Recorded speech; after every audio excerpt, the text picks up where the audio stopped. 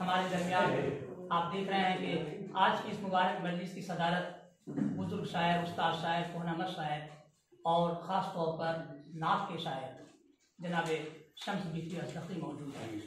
شمس صاحب نے ظہیر غازی پوری کے مؤدب سے خوش اچینی کی ہے۔ ظاہر ہے کہ اس حوالے سے ان کا بھی رشتہ داغ، لیکن شمس صاحب نے بھی کلام میں بھی جو رنگ ہے وہ داغ اسکول کا کہیے کہ وہ کہیے کہ اضافہ ہے اس میں۔ 2 شعری مجموعے نعت کے ان کے اب تک آ چکے ہیں اور دونوں مجموعے اس لائق ہیں کہ ان کو توجہ کی نگاہ سے لوگ دیکھ رہے ہیں، پڑھ رہے ہیں، محظوظ ہو رہے ہیں۔ وہ محض شاعر کہلانے کے لیے شاعری نہیں کرتے ہیں بلکہ وہ واقعتاً شاعری کرتے ہیں، اور اللہ کا شکر ادا کرنا چاہیے ان کو کہ اللہ تعالیٰ نے ان کو ایک صالح جذبہ بھی بخشا ہے اور اسی کے ساتھ اس جذبے کو الفاظ کا پیکر عطا کرنے کا ہنر بھی دیا ہے۔ جناب صدر شمس بیفی اشرفی صاحب سے نہایت ادب کے ساتھ ملتمس ہوں آپ تشریف لائیں اور صدارت خطبے کے ساتھ آج کی اس مجلس کو روانہ کریں۔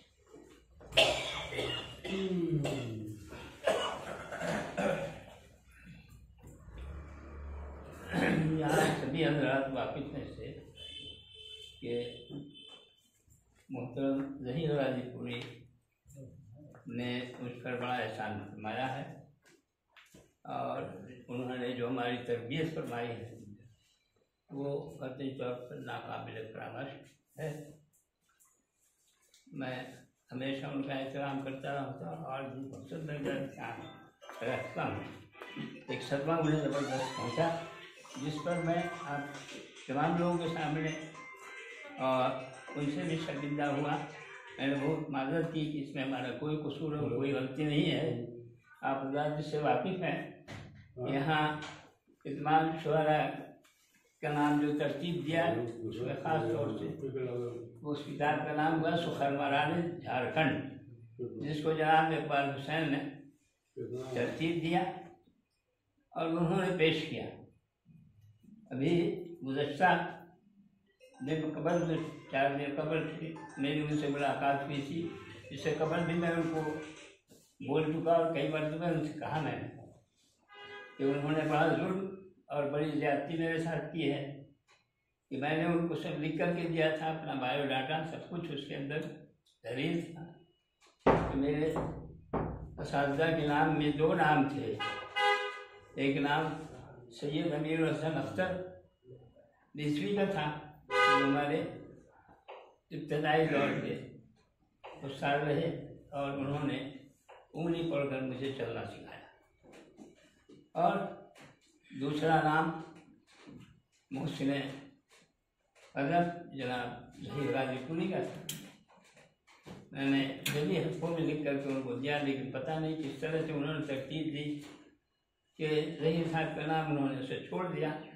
جب ظہیر صاحب نے اس کو دیکھا تو کافی بڑا فروختہ ہوئے اور مجھے بھی بڑا رنج پہنچا۔ میں نے ڈاکٹر اقبال حسین کو یہ کیا کہ صاحب آپ نے بہت غلط کام کیا ہے اور آپ کو اس کی طے کرنی چاہیے، اور ظہیر صاحب کے نام کے ساتھ کی ظہیر صاحب کو جو صدمہ پہنچا اس کے لیے آپ کو ان سے معذرت کرنی چاہیے۔ لیکن ظہیر صاحب نے یہ کہہ دیا کہ ہم کیا جانے، آپ نے تو مجھ کو چھوڑ دیا لے کر کے۔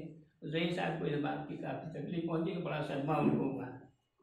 بلکہ میں کیا کر سکتا تھا، ابھی جو ملاقات میری ہوئی ابھی 4 دن قبل میری صدارت میں یہ پروگرام تھا وہ ادبی سنگم کا، تو وہاں ان سے ملاقات کی تو میں نے کہا کہ آپ نے مجھ کو کتنا بڑا ظلم کیا ہے اور آپ نے اس کی تردید بھی نہیں کی۔ میں نے کہا کہ اس کی تردید کر کے آپ مجھ تک بھیجیے، لیکن آپ نے آج تک وہ کام نہیں کیا، اور اگر کیا تو مجھے اس کا علم نہیں ہے۔ تو میں کیا اس پر عرض کروں، بہرکیف یہ تکلیف کا احساس تھا مجھ کو جو میں نے آپ کے سامنے پیش کر دیا، اور آپ پہلے بھی اس سے واقف ہوتے ہیں۔ بہرکیف آج آپ کے توسط سے بس ایک شعر میں حاضر کر رہا ہوں خیال کے طور پر کہ زباں ہے آج بھی میراث اہل دانش کی، ज़बां है आज भी मीरास अहले दानिश की, अदब की दुनिया में सिक्का रवां इन्हीं का है। क्या बात है, अदब की दुनिया में सिक्का रवाई सिक्का रवां इन्हीं का है। और शायरी तो नहीं, तो चार जुमले ये समाप्त कर दें कि खुलूस व मेहर मोहब्बत का आबशार है शमीम। खुलूस व मेहर मोहब्बत का आबशार है शमीम, असलाफ के दार मजमूआ आसार है शमीम। अल्फाज पे होती है कमा हक़्क़हू उनकी शफ़क़त, अल्फाज पे होती है कमा हक़्क़हू उनकी शफ़क़त। मेमारे हुस्ने अदब हैं काली के खारदार हैं शमीम। और इसी के साथ मैं आप हज़रात के शुक्रिया के साथ चाहता हूँ एक मजलिस का इख्तिताम किया जाए।